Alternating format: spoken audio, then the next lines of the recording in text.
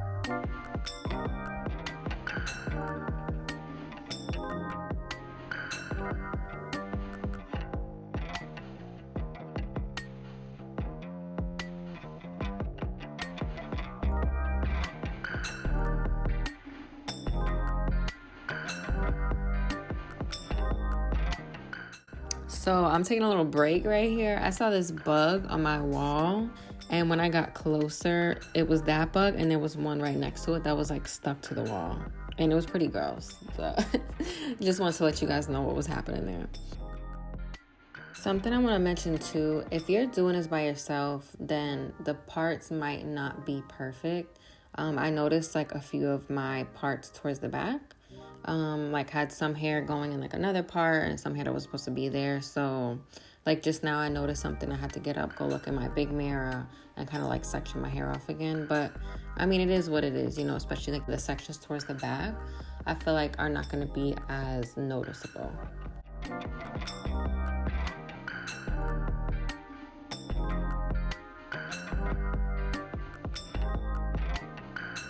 So now we're moving along to the front section of my hair. I just want to talk a little bit about why I didn't use extensions and why I'm just like braiding my own hair.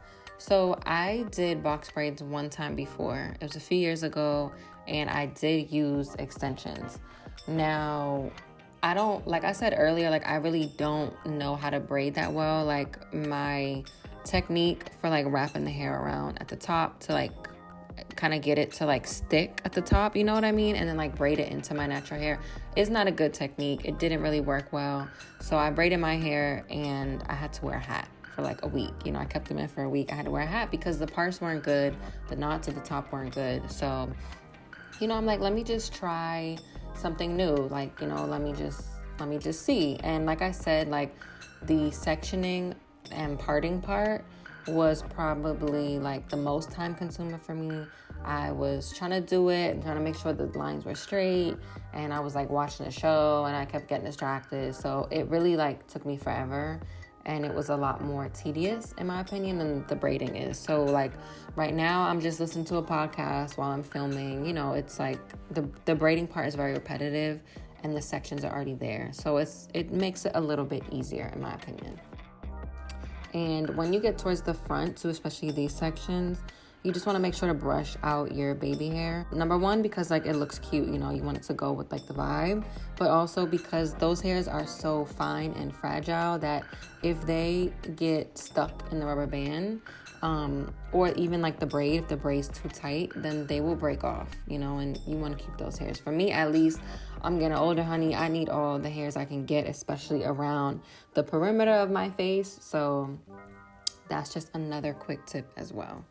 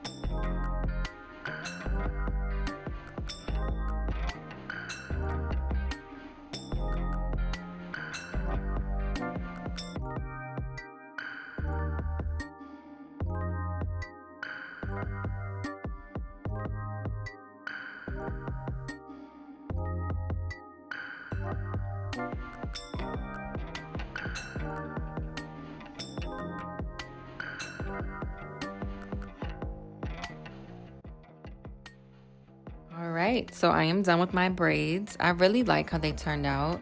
The only critique I have with not using extensions is I find my braids are like kind of thin, like compared to like the sections, you know, but overall I still think it turned out really cute. I'm just brushing on my baby hairs, making sure those are, you know, laid down, and I'm just showing you the back. So that's the sections. It came out very cute. I really like how it turned out.